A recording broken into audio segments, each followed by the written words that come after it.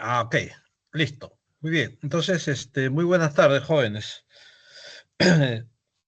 Vamos a ver esta clase de parasitología que, que corresponde a un, a un parásito, o en todo caso a uno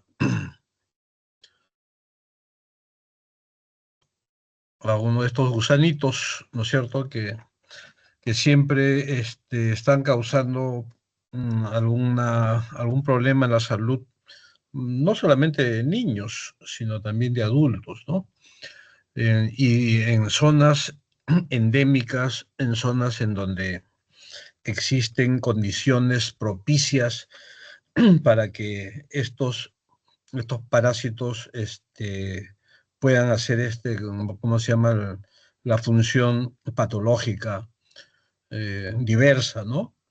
En términos generales, como ustedes entenderán, y ya seguro que han escuchado algunas clases relacionadas a parásitos como Ascaris, por ejemplo, a las uncinarias, creo que han hecho.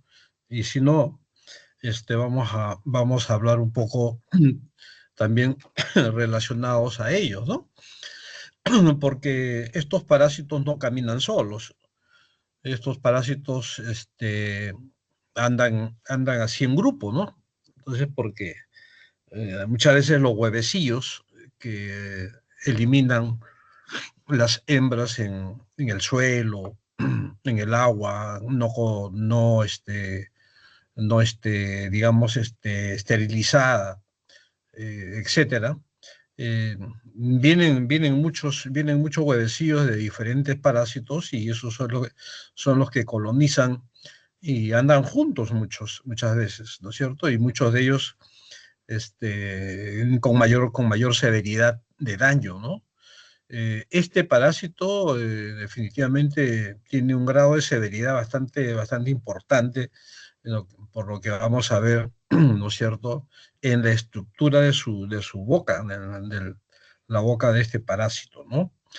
Entonces, Trichuria, ah, es uno de los parásitos importantes en nuestro medio, ¿no es cierto? Y es que paran produciendo cuadros diarreicos, cuadros de dolor abdominal, etcétera, ¿no?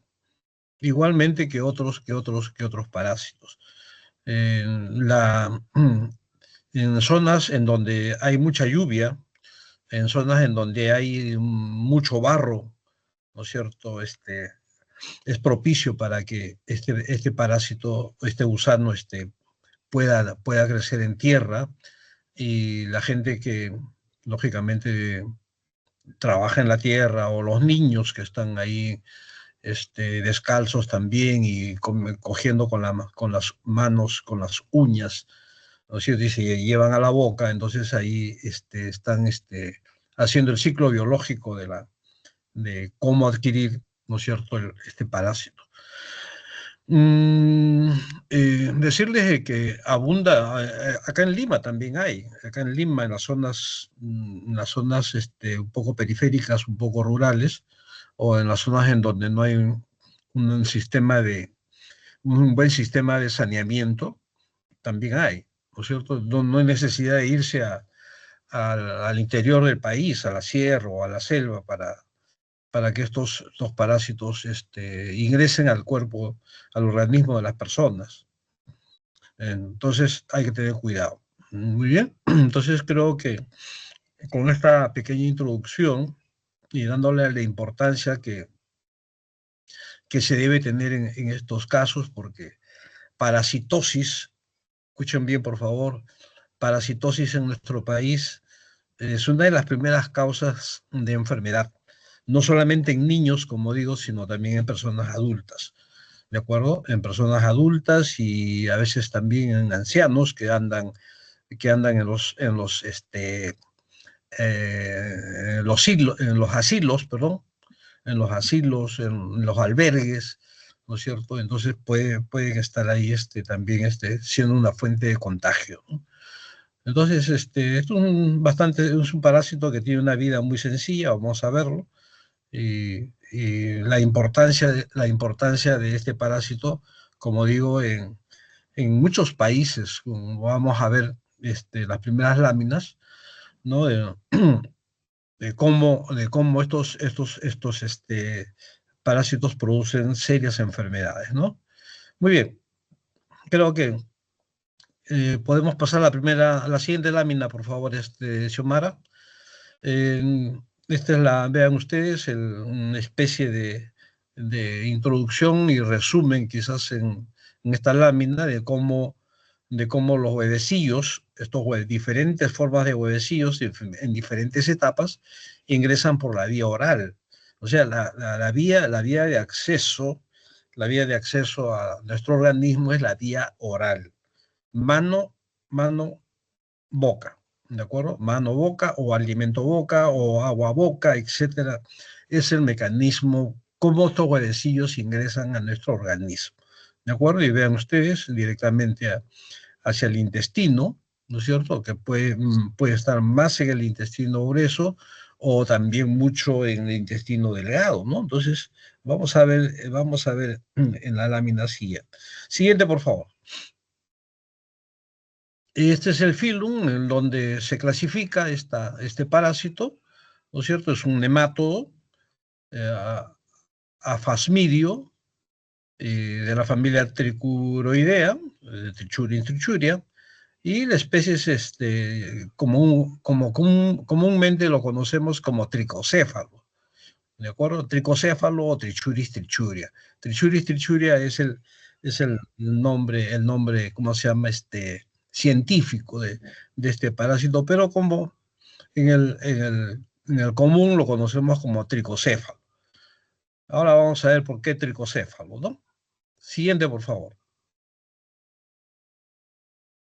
Vean ustedes, trico, porque tiene una laminilla que se parece al pelo. Trico es pelo, ¿no es cierto?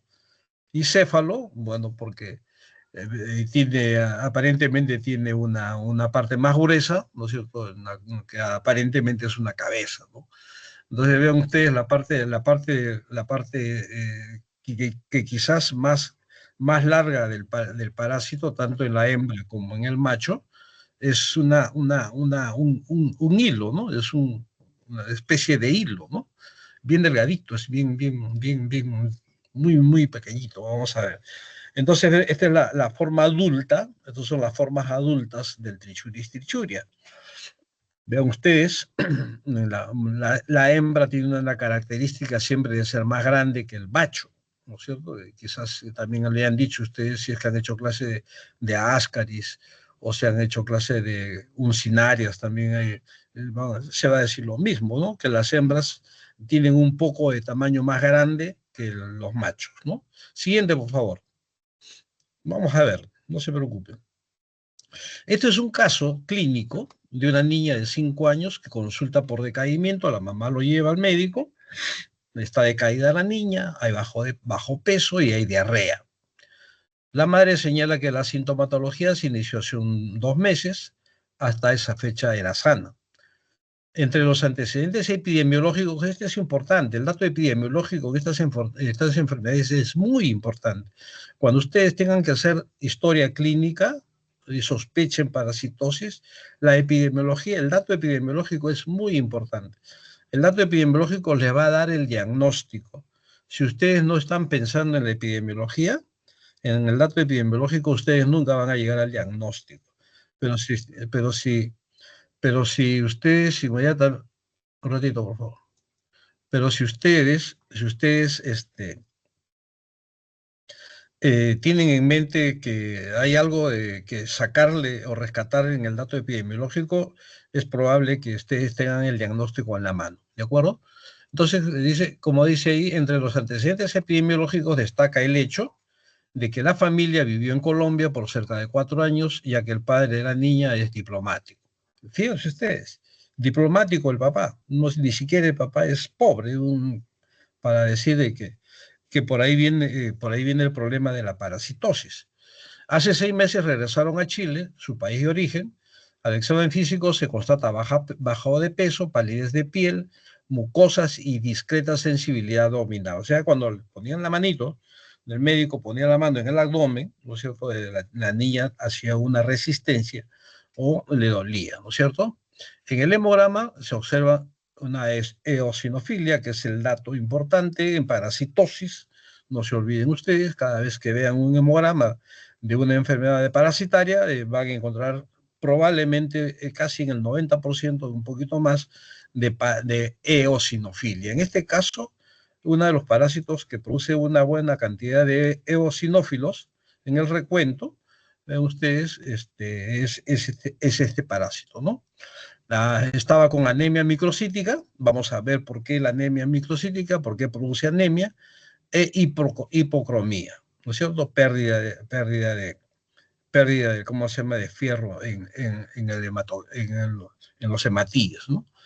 El hematocrito, 25%, quiere decir que estaba muy bajo, 3.000 eritrocitos, vean ustedes, fueron 3 millones de eritrocitos por milímetro cúbico, y la velocidad de sedimentación, el VHS, la velocidad de eritrosedimentación, 80 milímetros a la hora. Ustedes deben saber que la eritrosedimentación no va más allá de 12, 14, 16 milímetros a la hora. Entonces eso es lo normal. Aquí está pues 4 veces o 5 veces más de lo normal. Y eso es un dato importante. ¿No es cierto? Ven ustedes que solamente viendo, ¿no es cierto?, estos datos, ustedes ya pueden estar elucubrando un diagnóstico de esta naturaleza. El perfil bioquímico, hepático, radiografía de tórax, electrocardiograma, ECG y la ecotomografía, le hicieron una tomografía, estas niñas seguro del abdomen, ¿no? Eran normales. En el examen parasitológico, que es tan sencillo hacerlo, y ustedes seguro que ya lo están haciendo en la práctica de laboratorio, ¿no es cierto? Cogiendo la muestra de heces y poniéndole un poquito de Lugol y ver, ¿cómo se llama?, ver en el microscopio, ustedes pueden distinguir tranquilamente la presencia de estos huevecillos. Entonces normalmente se hacen 3 muestras, ¿no es cierto? 3 muestras, una muestra cada día, o sea, 3 días seguidos, para asegurar ¿cómo se llama?, el diagnóstico. Si en el primer día no se diagnostica, puede ser en el segundo, y si en el segundo tampoco, puede ser en el tercero. Y si en el tercero no hay, bueno, se aleja la probabilidad de la parasitosis. Pero siempre son 3 muestras, ¿de acuerdo? Eso no eso no ha cambiado. Hasta hoy día, ustedes tienen que hacer 3 muestras de heces a su paciente, ¿de acuerdo? Indica abundante huevecillos o huevos de trichuria y Ascaris lumbricoides. Lo que yo les digo, estos parásitos no caminan solos, no están solos. O sea, juntamente con este parásito de trichuris, está también la presencia del Ascaris lumbricoides. ¿Se dan cuenta? Entonces, sí, por ahí puede haber la presencia de un Cinarias u otro parásito más. ¿De acuerdo? Entonces, esa es la, ¿cómo se llama? La, la historia de estas parasitosis, ¿no? Formas vacuolares de blastocistis hominis, quistes, que a veces estos están en abundancia y si están muy cargados de blastocistis hominis puede estar asociado con los cuadros diarreicos, pero normalmente a veces estos son parásitos comensales que no tienen mayor importancia, ¿no? Pero si hay muchísima cantidad de estos blastocistis hominis, eso indica que también puede estar, ¿no es cierto?, el paciente inmunosuprimido, ¿no? Un grado de inmunosupresión muy importante. Porque estos blastocistis, si ustedes encuentran, hacen un estudio de ese en un paciente con SIDA, con VIH-Sida, estos blastocistis están en cantidad, pero fabulosa, y entonces, estos blastocistis que en algún momento son comensales, o sea, no producen daño, en esos pacientes con problemas inmunológicos, ¿no es cierto?, o de inmunosupresión, se vuelven muy también malignos, ¿no? Quistes de entamoeba coli, la entamoeba, ya saben que es un parásito comensal, no produce daño, pero como digo, si eso está presente en muchísima cantidad ¿no es cierto? Y mi paciente tiene antecedentes de HIV o algún tipo de inmunosupresión, puede ser muy peligroso, ¿no? Cristales de Charcot-Leyden, que son restos que no tienen a veces importancia tampoco, ¿no es cierto? Los leucocitos fecales fueron negativos y la prueba de hemorragias ocultas fue positivo, vean ustedes. Entonces, esta niña estaba sangrando. Esta niña en las heces, a través de las heces, estaba perdiendo sangre. Vean ustedes la importancia entonces de la presencia de estos parásitos. No solamente del trichuris, sino también del ascaris, ¿no? Pero yo voy a hablar en este rato del trichuris, ¿de acuerdo? Vean ustedes, entonces estos datos son muy importantes en clínica. Ustedes tienen que saber valorar la clínica, por favor. Entonces eso es muy importante, ¿de acuerdo? Siguiente, por favor. Con estos antecedentes clínicos y de laboratorio, ¿cuál de los siguientes hipótesis diagnósticos habría planteado usted? Uno, una desnutrición policarencial, diarrea crónica por blastocistitis hominis. Como he dicho, blastocistitis no es patológico, no es un parásito que te produzca normalmente cuadro patológico. Yo puedo tener en este rato, usted puede tener en este rato, si es que se le hace una muestra de heces, y eso no implica que estamos infectados, ¿no? Trichuris masiva, es muy probable. Y ascariasis también, porque ahí se encontró huevos de ascaris, ¿no es cierto? Y huevos de trichuris, ¿no? Entonces el diagnóstico sería el 3 y el 4. No sé, pero ¿cuál es el que tiene más importancia, el 3 o el 4? ¿No es cierto? Ahí hay que darle el peso, el valor diagnóstico, ¿no? Entonces, porque abundan los huevecillos de trichuris, entonces el diagnóstico es trichuriasis o tricuriosis, como quieran llamarlo, ¿no es cierto? Y también más ascariasis, ¿no? Siguiente, por favor. Este es un hombre de 45 años, o sea, yo les he buscado casos clínicos no solamente de niños, sino también de adultos, porque eso es lo que yo he dicho al inicio, ¿no? El cuadro puede ser, ¿no es cierto?, tanto en niños como en adultos y en ancianos también, ¿no es cierto? Entonces eso no, ahí no hay pierde. Entonces, esto es un paciente, ¿no es cierto?, de 45 años de edad, de profesión ingeniero, vean ustedes, ¿de acuerdo? Para que ustedes saquen la cuenta de que no solamente las personas que no tienen educación, los analfabetos, los pobrecitos, etcétera, sufren de esta patología, de esta parasitosis, vean ustedes, ¿no? La niñita, hija de un diplomático, este señor, un ingeniero, que consulta por astenia, cansancio, adinamia, ¿no es cierto? Se siente cansado, y malestar general. Señala quedarse dormido en su oficina después de las reuniones de trabajo habituales. La sintomatología inició hace más de un año y se ha mantenido, por lo que decide consultar. Entre sus antecedentes destaca que tiene una alimentación balanceada y que por lo general durante los fines de semana viaja al campo a un fondo de su propiedad.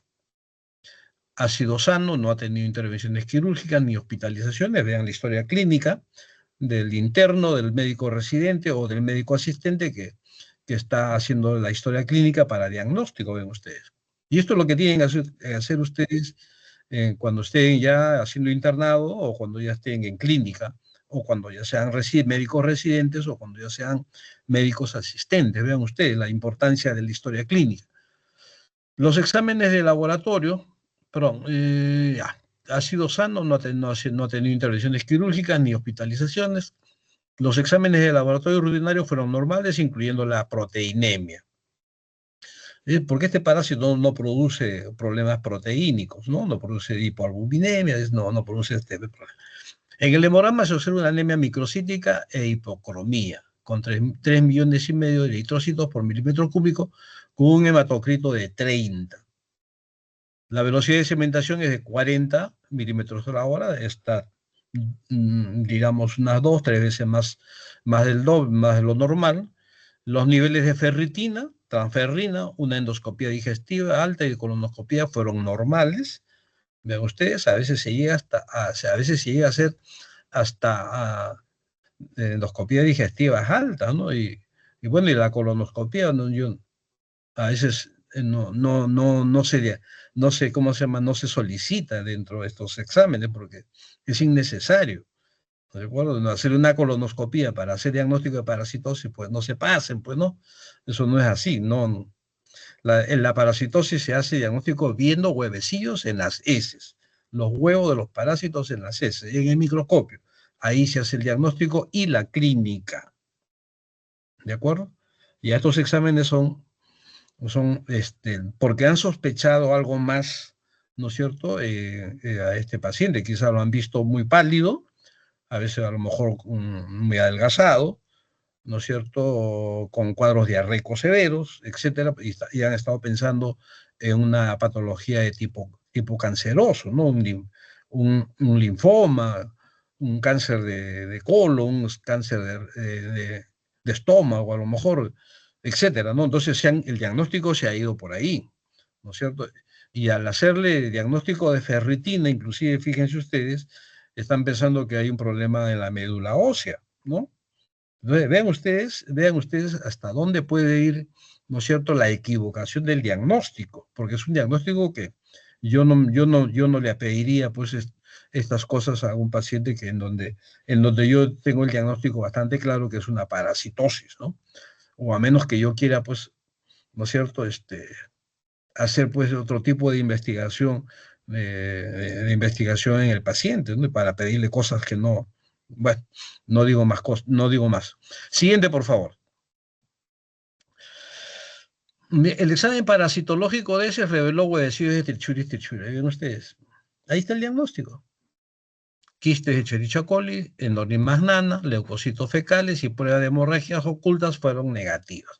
O sea, este señor no estaba perdiendo sangre importante en las heces, quizás sí, en algún momento y en algún otro momento no. ¿No es cierto? Con estos antecedentes, ¿cuál de las siguientes hipótesis o diagnósticos usted plantearía? Anemia en estudio, ven ustedes lo que yo le estaba diciendo, ¿cierto? Están pensando en cuadro anémico de fondo en la médula ósea y por eso es que le están haciendo estudio de ferritina, ¿no?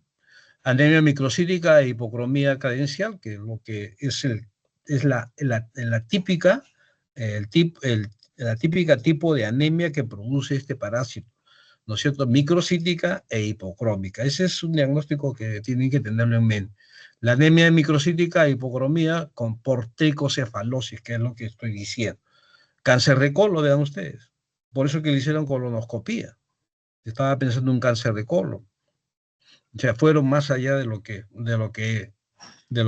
era necesario. Pero en fin, a veces cuando el paciente está hospitalizado, ¿no es cierto? O el paciente a veces les dice, yo quiero que me haga usted de todo, ¿no es cierto? Quiero saber, quiero hacerme todas las pruebas que usted, entonces, pero a veces es innecesario esto, ¿no? Hay que aplicar ¿cómo se llama? El conocimiento científico, ¿no? Entonces, para ir casi directamente al diagnóstico. Siguiente, por favor.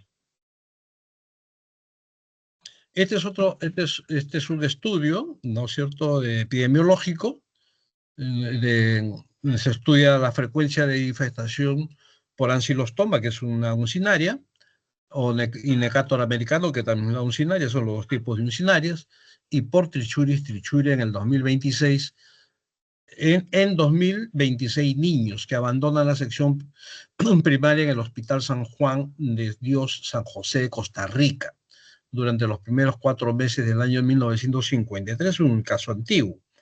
Pero vamos, sirve como modelo o sirve como ejemplo para hacer estudios de investigación, ¿no es cierto?, en escolares, ¿no?, en colegios. Sería bueno que la promoción haga un estudio de investigación, Xiomara, ¿no?, como presentación de un caso, de un trabajo de investigación en un colegio. Puede ser que está el colegio que está a la espalda de la facultad, donde hay bastantes niños, ¿no? Ir y mapearlos, ¿no? Pedirles su muestra de heces y hacer un muestreo estadístico, nada más, de frecuencias y de presencia de estos parásitos, ¿no? Vean ustedes, de estos niños, ¿no es cierto?, de 2026 niños, el 23,7% fueron positivos para uno o ambos parásitos, siendo bastante frecuente la infectación mixta. Esto es lo que yo les digo. El parásito nunca anda solo, siempre anda acompañado de otros parásitos, ¿de acuerdo? Y si encuentran uno solo, bueno, ya será mucha suerte para el paciente, ¿no? La distribución de los parásitos se analiza según la edad y sexo, han hecho un cuadro estadístico, ¿no? Los cuadros que ustedes han aprendido en bioestadística, incluido el grado de anemia cuando está presente. Se realiza un estudio de 63 niños bajo tratamiento en la sección de pediatría del Hospital de San Juan de Dios durante 1954 y se muestra un cinariasis, lo que son, les digo, ya aquí no hay ascaris, sino hay un cinarias, y tricocefaliasis, o sea, trichuris trichuria. Se analizan los hechos más destacados con respecto a la manifestación clínica, hematológica y parasitológica. También se consideran las pruebas de floculación y los valores de proteína sanguínea. Bueno, han hecho un estudio un poquito ampliado que les va a servir para hacer algunas deducciones del estudio, ¿no? Entonces esto es yo he querido ponerles este slide, ¿no es cierto?, para decirles que hay necesidad pues, de hacer investigación epidemiológica, investigación científica. Ustedes van a tener que hacer su tesis para, ¿no es cierto?, para graduarse y hacer una tesis de esta naturaleza que hay bastantes, hay casuística, hay montones, ¿no es cierto? Y ustedes están buscando siempre complicarse la vida en hacer otros tipos de investigaciones, cuando aquí estos casos abundan no solamente en las lejanías, sino en la esquina de la facultad. Ahí está en el colegio, y a la espalda, en la espalda de la Ribagüero, que está el otro colegio grande, que es el José Carlos Mariatti, pues hay un montón de alumnos, ¿no es cierto?, para poderse hacer un mapeo estadístico de parasitología. Siguiente, por favor. Este es otro caso. Les estoy poniendo un caso, que este es un caso en Honduras, país centroamericano, ¿no es cierto? Un caso de prolapso rectal, un cuadro clínico severo por este parásito. El prolapso rectal es la salida del recto a través del ano. Ahora vamos a ver la fotografía, ¿no es cierto? Por la gran cantidad, por la severidad, ¿cierto?, de la cantidad que hay de parásitos en la parte inferior, ¿no es cierto?, del intestino grueso. Entonces, este es un caso muy, yo diría, a veces infrecuente, pero hay casos, se presenta. Está descrito en la historia, ¿cómo se llama?, en la literatura médica, y por eso es que yo le pongo ahí ¿cómo se llama?, el caso clínico, y en la parte inferior está el volumen de la Revista Médica de Honduras, ¿no es cierto?, el volumen 82, número 3, del 2014, que describen esta casuística, para que lo puedan ver. Entren al Google y entren ustedes, revisen el caso clínico. Muy bien, siguiente, por favor. Como decíamos, el parásito nosotros lo conocemos como tricocéfalo, eh, y si le decimos tricocéfalo, la enfermedad se llama tricocefalosis, ¿cierto? Y si hablamos de trichuria, hablamos de enfermedad de tricuriasis o trichuriasis, ¿no? Como ustedes se acomoden al término. Y en inglés, ¿no es cierto?, wiper también, entonces, porque por allá, por esos países también existen, ¿no? Muy bien, entonces estos son los sinónimos. Siguiente, por favor. Cuando se estudia estos parásitos en este grupo de geohelmintos, es decir, parásitos que están relacionados a la Tierra, porque tienen un ciclo de vida por ahí, ¿no es cierto? Ahí tenemos a las Ascaris lumbricoides, lo que estamos estudiando, Trichuris trichuria, y Menolepis nana, que ya es una tenia, estrongiloides también, que son nemátodos, ¿no es cierto? Las uncinarias que yo les digo, y las filarias que a veces que en nuestro país no tenemos. Mecanismo de transmisión a través de la ingestión de tierra contaminada con huevecillos infectantes, por eso se llama la geohelmintiasis, ¿de acuerdo? Muy bien, siguiente, por favor. Viven en zonas tropicales. Geolmintiasis, Trichuriasis es uno de los tres nemátodos gastrointestinales más frecuentes en el mundo y afecta a unas 800 millones de personas. Se estima que se encuentran infectadas unos 100 millones de personas en Latinoamérica y el Caribe. Esto es un dato estadístico de este señor, ¿no es cierto?, en el 2008. Siguiente, por favor. Predomina en niños, como ya les he dicho, puede haber colitis crónica, síndrome disentérico, retardo de crecimiento, disminución de peso. Deficiencia de funciones cognitivas y alteraciones conductuales se han relacionado con anemia ferropénica, altas cargas parasitarias y desnutrición. Y los adultos que viven en zonas endémicas ha aumentado, pero no se reportan usualmente casos. Entonces, son datos epidemiológicos importantes que ustedes deben entender. Se considera un parásito zoonótico porque el animalito, la mascota que vive en la casa, o el animalito que vive al costado de la casa, ¿no es cierto?, también puede sufrir la infestación. Y entonces puede haber un circuito entonces, entre la mascota y la persona que vive en la casa, ¿no es cierto? Entonces, ¿cómo se llama? Hay variedades de trichuris, ¿no es cierto?, en los chanchos suiz, trichuris suiz, y en los bulpis, en los canes, ¿no?, los perritos, ¿no? Entonces, por eso es que también se entra en las enfermedades zoonóticas, ¿no? Siguiente, por favor. A pesar de que se tiene un buen modelo de trichuris, se conoce poco de la biología de este parásito. Así, por ejemplo, se desconoce cómo el parásito forma un túnel sincicial y la función de una gran proporción de sus antígenos. Entonces, se está haciendo también estudios de tipo antigénico, de tipo inmunológico, ¿no?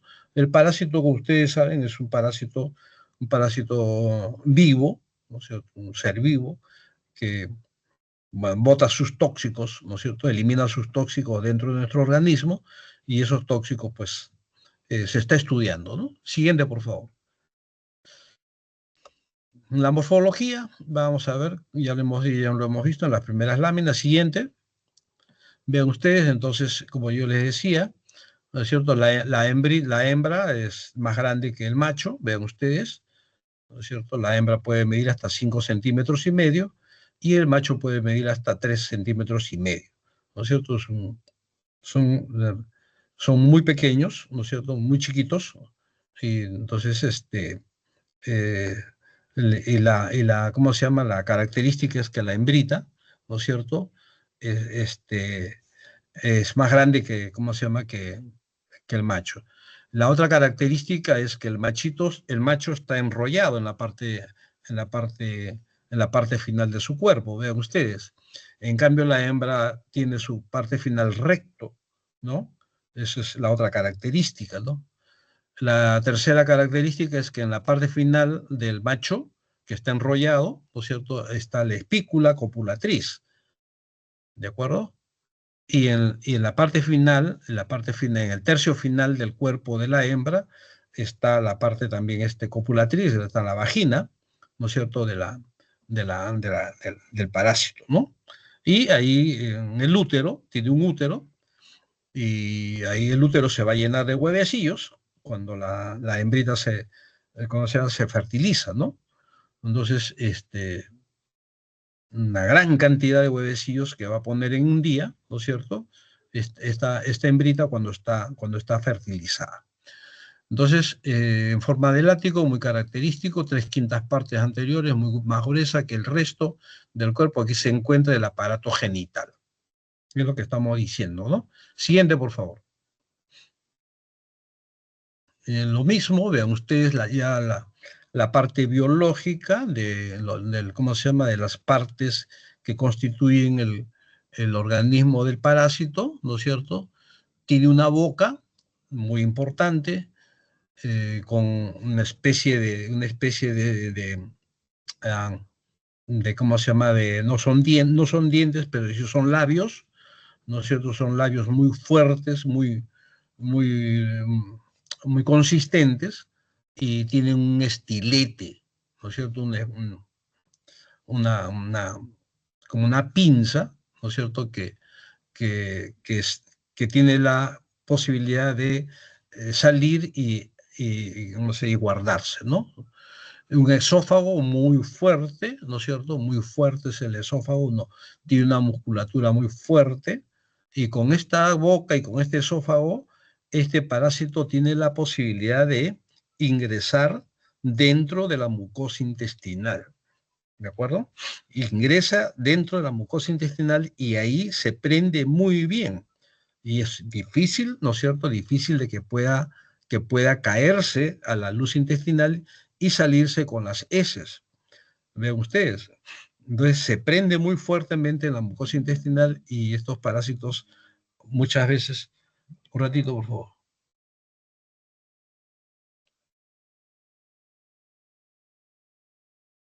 Entonces estos parásitos muy difícilmente se caen a la luz intestinal y salen como adultos ¿cómo se llama? En las heces, ¿no?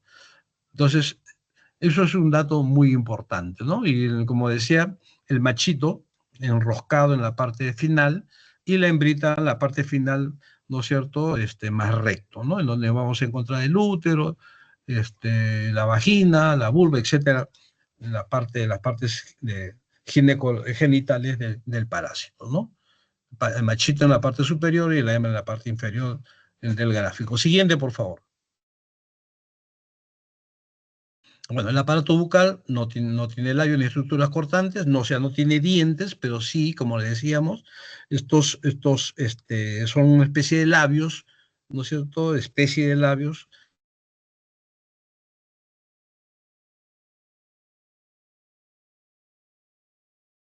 que sirve para prenderse, ¿no? Y ¿cómo se llama? Y con ese estilete hace daño a la mucosa y produce hemorragias, ¿no es cierto? Produce sangrado. Por eso es que la anemia que produce este parásito es una anemia por pérdida, ¿no?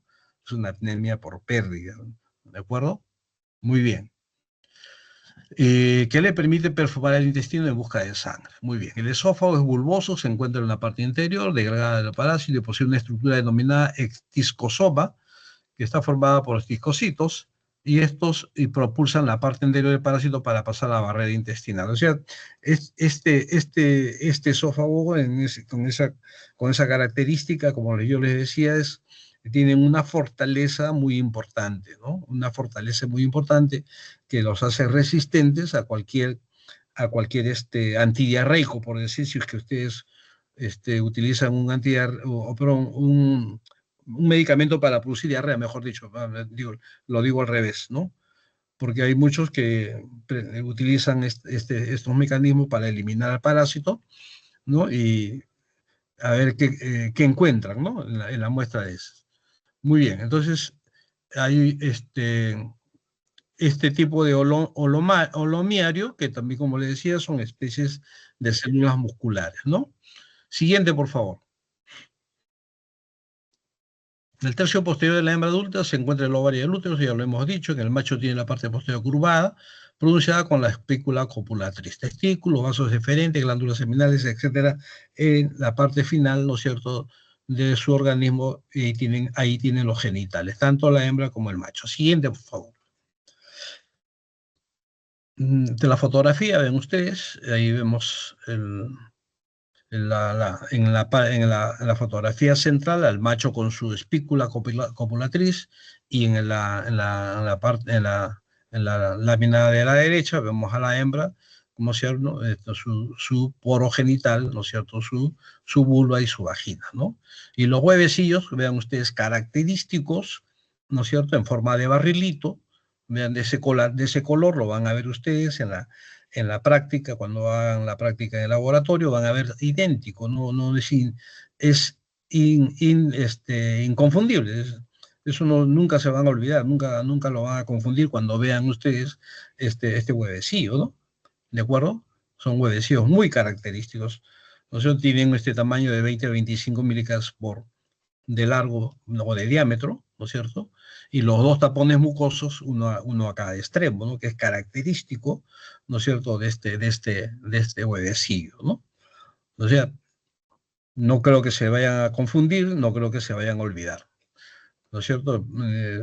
Porque en el examen práctico les van a poner para que identifiquen al huevecillo y sería, sería el colmo que ustedes confundan este huevecillo con otro huevecillo o de otro parásito, ¿no? Siguiente, por favor. La característica, vean, ahí está bien marcadito, la lámina lo dice, los taponcitos mucosos a cada extremo, ¿no es cierto? La forma de un barrilito o de un limón, como dice la lámina, ¿no es cierto? Y dentro del huevecillo se ven las células, ¿no es cierto? Que más tarde van a formar, ¿no es cierto? Al parásito, ¿no? Al parásito. ¿De acuerdo? Siguiente, por favor.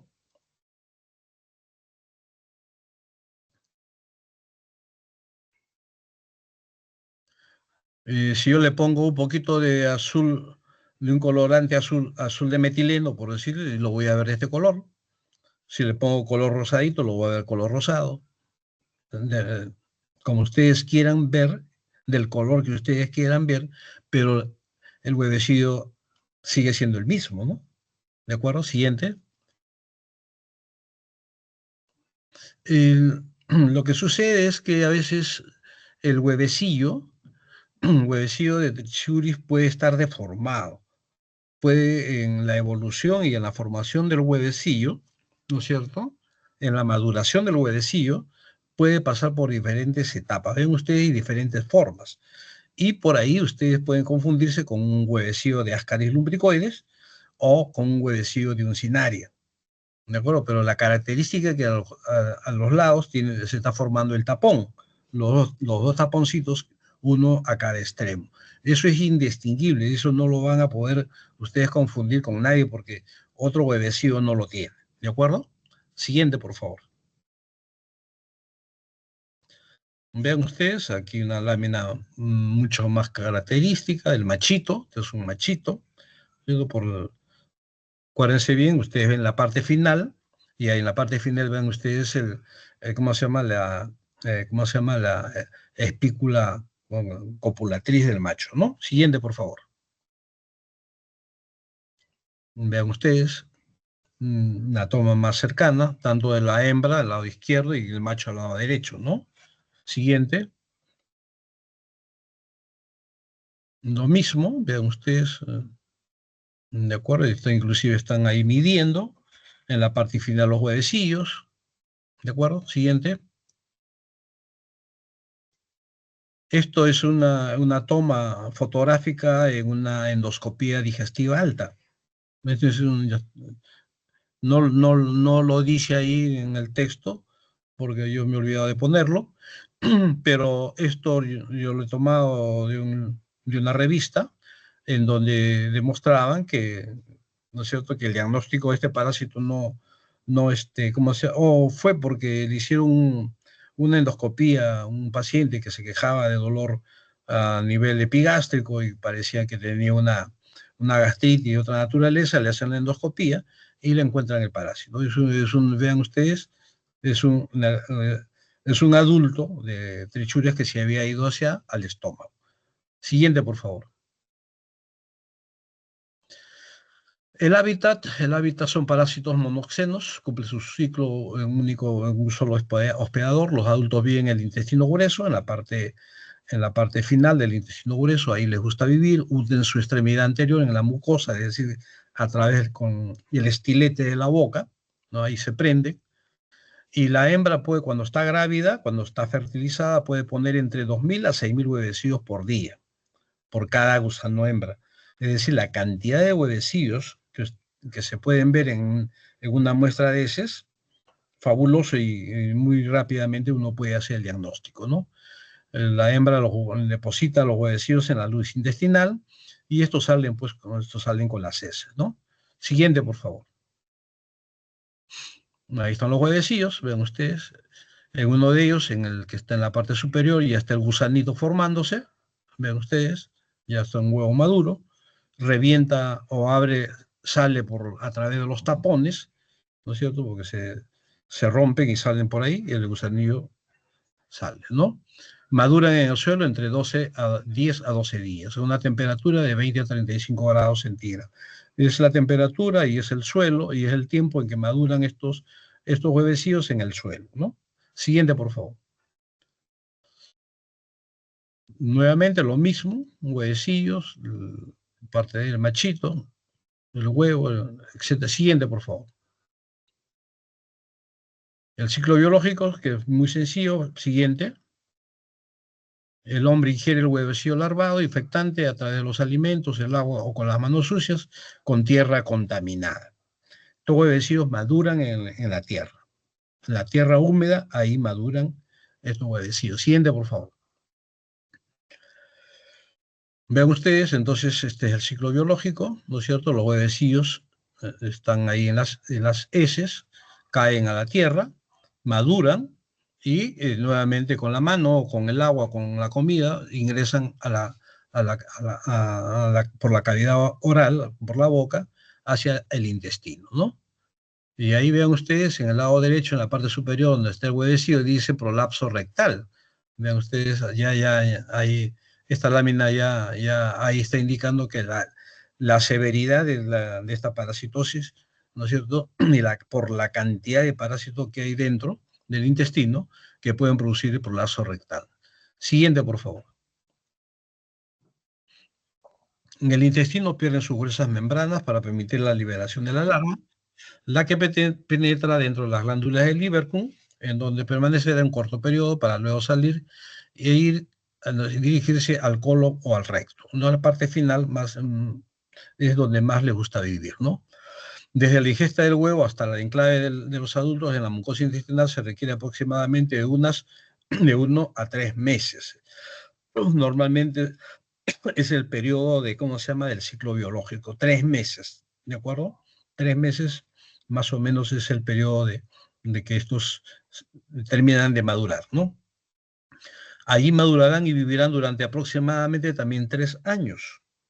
Un adulto vive 3 años dentro del intestino. Siguiente, por favor. En el colon y el recto los gusanos están enhebrados o enclavados en la parte más delgada de la mucosa colónica, ayudados por la lanceta retráctil que les he dicho, que tienen en la boca, ¿no? Si la parasitosis es grande, aparecen ejemplares por todo el intestino grueso. Siguiente, por favor. Este es el ciclo biológico que ya les expliqué antes, y aquí está un poquito más clarito. Vean ustedes, ¿no? Siguiente. Patologías, cuadro ya les he comentado, varias patologías con los casos clínicos. No me voy a demorar mucho más en estos casos.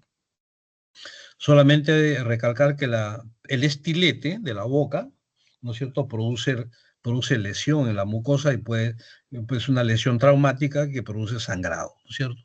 Y por eso dice ahí puede haber enterorragia o hemorragia intestinal, ¿no? Siguiente, por favor. La gran cantidad de parásitos produce diarrea, eso es normal. La gran cantidad de parásitos que están penetrando o están haciendo daño al intestino produce dolor abdominal, ¿no es cierto? Y con toda seguridad. Entonces, hay dos mecanismos de tipo de daño que produce este parásito, el mecanismo mecánico y el mecanismo clínico, como de químico, ¿no? Como yo les decía antes, estos son parásitos vivos, ¿no es cierto? Seres vivos, perdón, la palabra es seres vivos, que en su metabolismo pues eliminan sustancias tóxicas, ¿no? Y estas sustancias tóxicas hacen daño a nuestro organismo. Entonces, por eso estas sustancias tóxicas son sustancias químicas. Y entonces, por estos dos mecanismos, ¿no es cierto?, produce el daño a la persona, ¿no? Siguiente, por favor. Clínica, ya les decía, anorexia, astenia, trastornos gastrointestinales, anemia, eosinofilia moderada, diarreas con sangre, incontinencia fecal, prolapso rectal, alteraciones nerviosas irritativas, convulsiones que pueden haber en niños, ¿no? En niños más frecuentemente. Siguiente, por favor. Vean ustedes, esta es la fotografía del prolapso rectal. Vean ustedes una persona, este es un niño, me parece, en donde ustedes ven en la protrusión, ¿no es cierto?, del recto. Vean ustedes esos puntitos blancos, la gran cantidad de puntitos blancos que hay ¿cómo se llama?, en la salida del recto, son parásitos. Esos son los adultos del parásito de Chichurias, ¿no es cierto? Vean ustedes.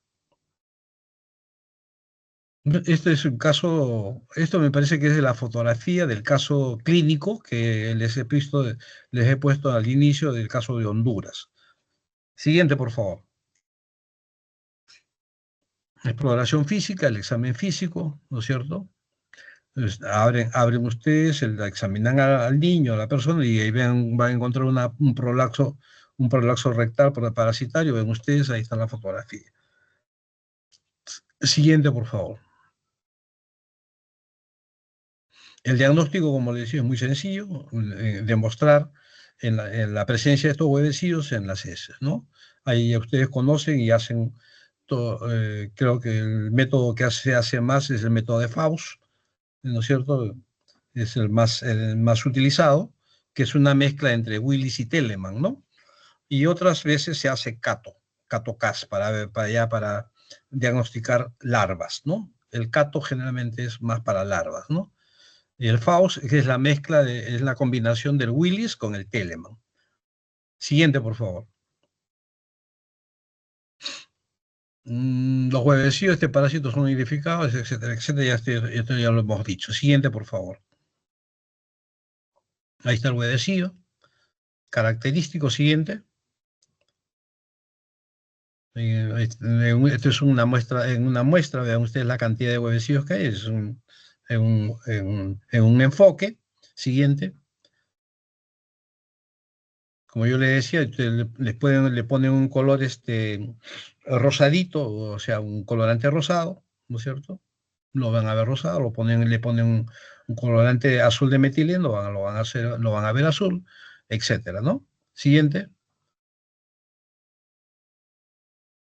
A veces los parasitólogos, ¿no es cierto? Los especialistas en patología clínica, ¿no es cierto? Pueden hacer recuento, tienen sistema de recuento de huevecillos y en el diagnóstico parasitológico les pueden poner este resultado, ¿no? Menos de 5.000 huevecillos por gramo de heces es una parasitosis leve.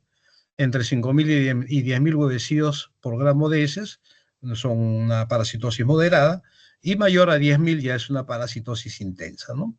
Entonces también se puede hacer esta clasificación, ¿de acuerdo? Muy bien, siguiente, por favor.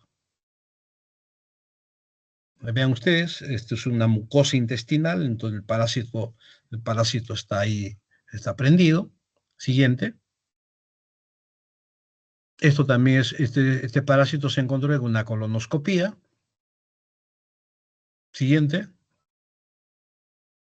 Este ya es un corte histológico, y vean ustedes, no lo encontraron, o sí lo encontraron en la colonoscopía, pero hicieron un corte histológico, y vean ustedes, ahí ven ¿cómo se llama? ¿Cómo se llama? El patólogo clínico ve que hay una presencia ¿cómo se llama? La presencia de este parásito, ¿no? Siguiente, por favor. Las complicaciones: el poliparasitismo, prolapso rectal, anemia ferropénica, apendicitis, infecciones bacterianas secundarias, retraso pondoestatural, déficit cognitivo en escolares, que son las consecuencias, ¿no es cierto?, del parásito, ¿no? Y esto es válido para todo tipo de parasitosis, ¿no? Siguiente, por favor. El tratamiento, el tratamiento antiparasitario de elección son los benzoimidazoles. Con el mebendazol, que es lo que más tenemos, o el albendazol, que también tenemos, tratamiento de elección. Pregunta de examen, porque se les pide que escoger entre muchos parásitos antiparasitarios, cuál es el tratamiento de elección para este tipo de parásito, ¿no? Y la respuesta es los benzoimidazoles, o bien sea el mebendazol o albendazol, ¿no? Siguiente, por favor. Los agentes antipelmíticos, antihelmínticos, albendazol, ciclobendazol, febendazol, hay diferentes tipos ya ahora de benzoimidazólicos, ¿no? Entonces, el mecanismo de acción, ¿no es cierto? Los fármacos actúan uniéndose a la tubulina, un componente vital entre el sitio esquelético y el uso mitótico, ¿no es cierto?, en donde interviene dentro del parásito, ¿no?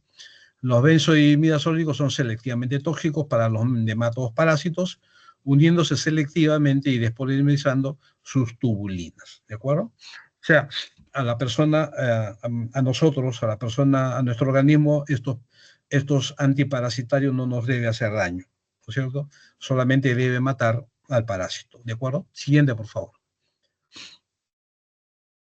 Son medicamentos no absorbibles, eso es lo que les decía.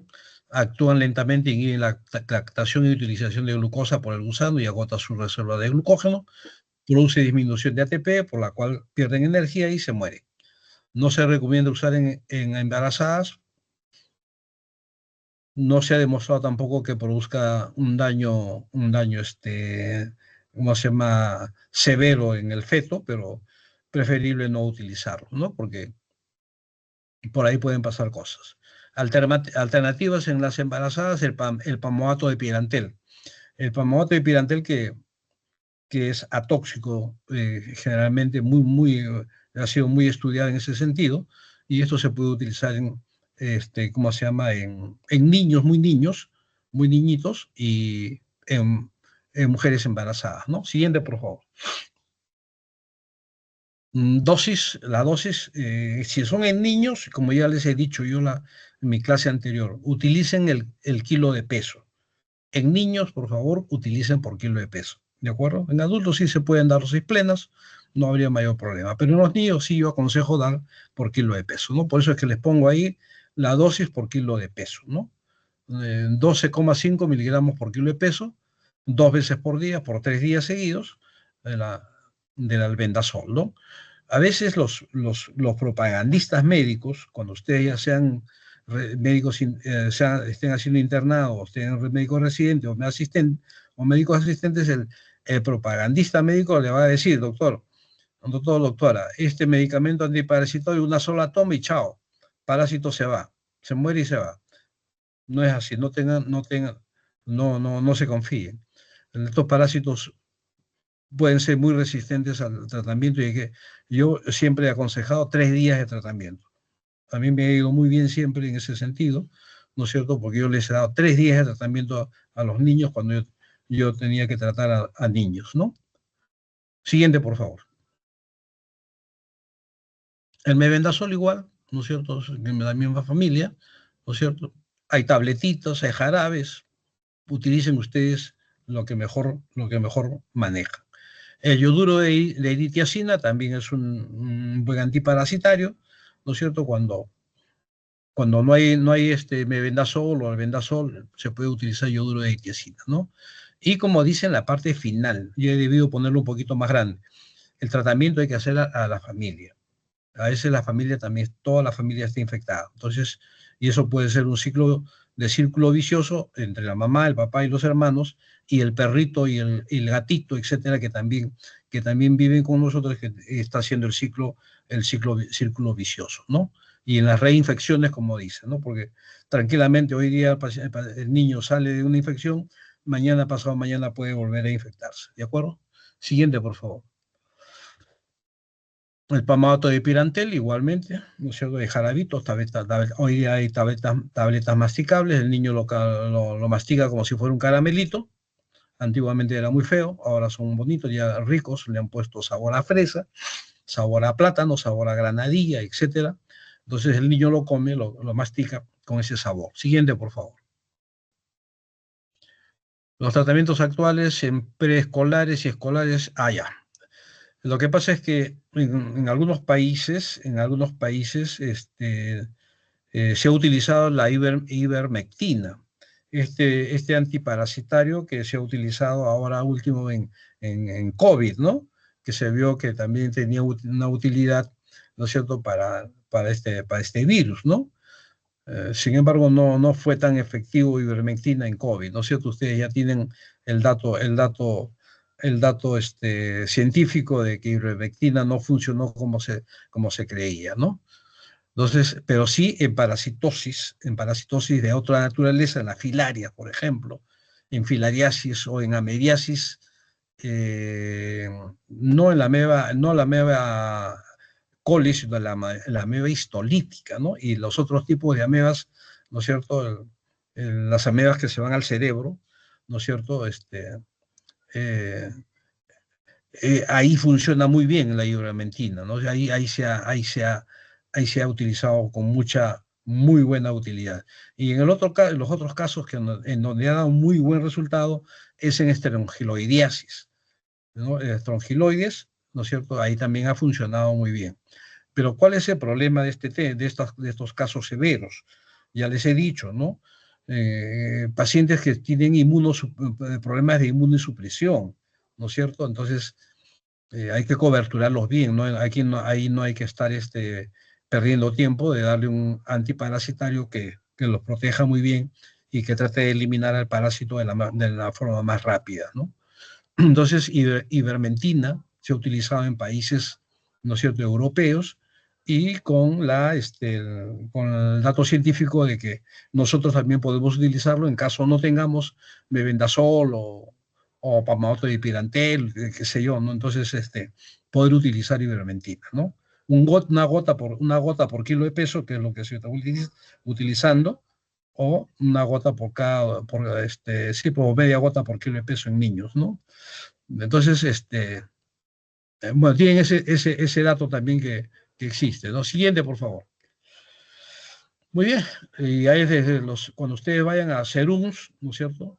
Se van a encontrar que los chamanes o las personas que tienen curiosidad por las plantas, ¿no es cierto? La pepa de la papaya, o la pepa ¿cómo se llama? ¿Cómo se llama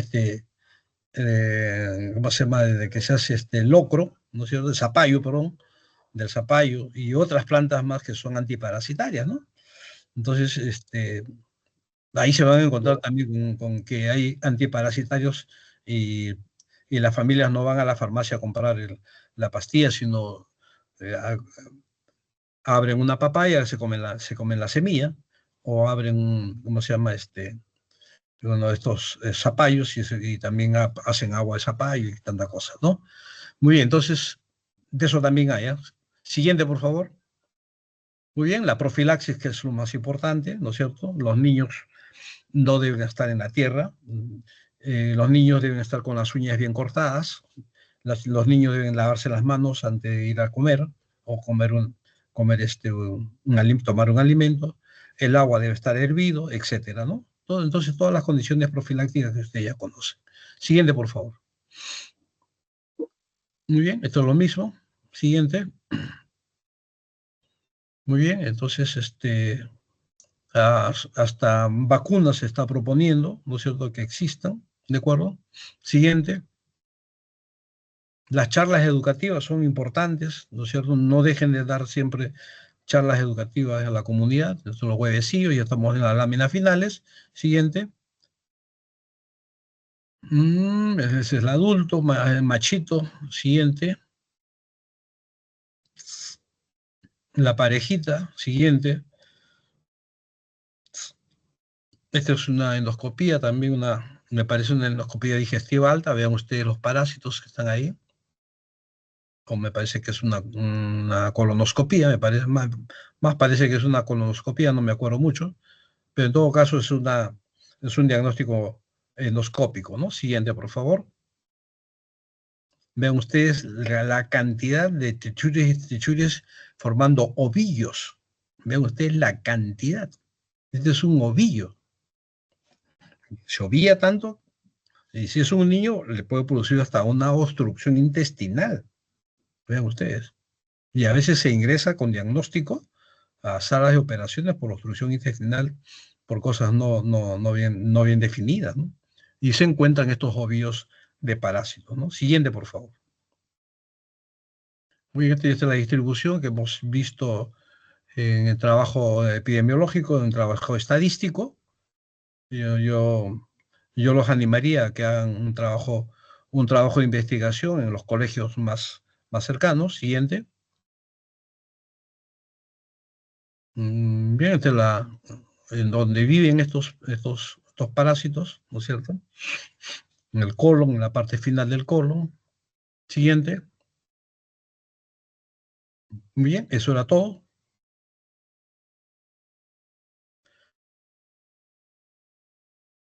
Si tienen alguna pregunta, algún comentario que hacer, prendan su máquina o levanten la manito.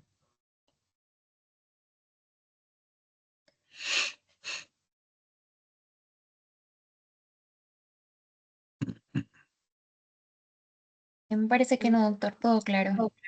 Muy bien, hija. Yo creo que con lo que debo terminar es diciéndoles que mi profesor de parasitología que nos enseñaba ahí en la facultad, porque yo soy villarrealino, como ustedes saben, ¿no? Yo soy de la sexta promoción de Villarreal.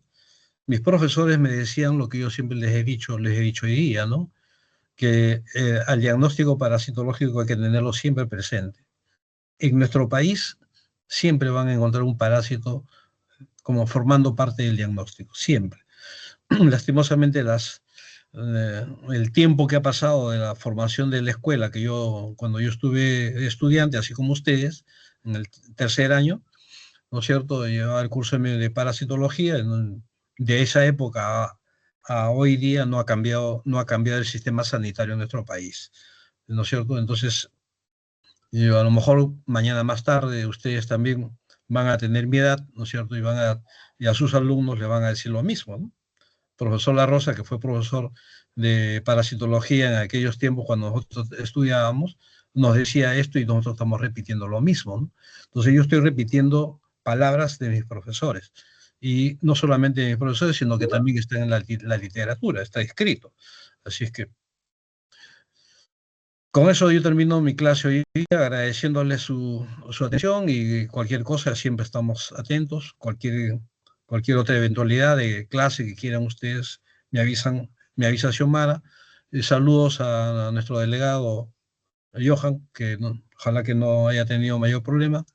Y desearles una buena tarde y un abrazo para todos. Está bien, doctor, muchas gracias por Gracias. la clase de hoy. Buenas noches. Buenas tardes.